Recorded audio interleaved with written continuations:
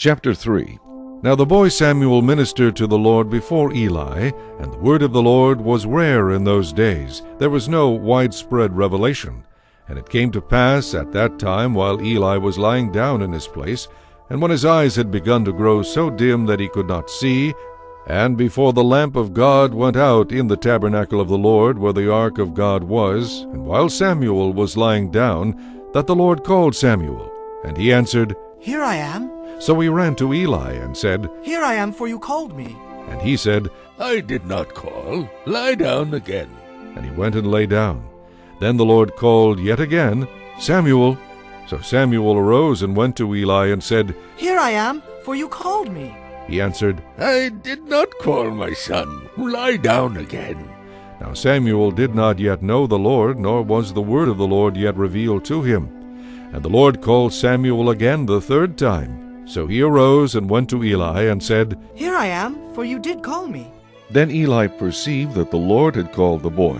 Therefore Eli said to Samuel, Go, lie down, and it shall be, if he calls you, that you must say, Speak, Lord, for your servant hears. So Samuel went and lay down in his place. Now the Lord came and stood and called as at other times, Samuel, Samuel. And Samuel answered, Speak, for your servant hears. Then the Lord said to Samuel, Behold, I will do something in Israel at which both ears of everyone who hears it will tingle. In that day I will perform against Eli all that I have spoken concerning his house, from beginning to end.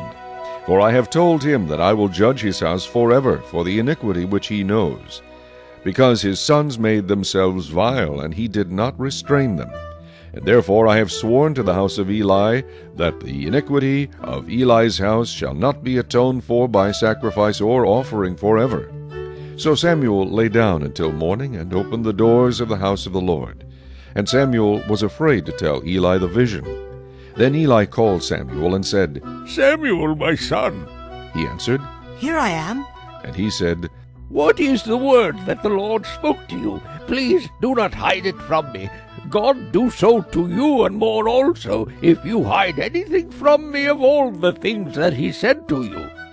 Then Samuel told him everything, and hid nothing from him. And he said, It is the Lord. Let him do what seems good to him.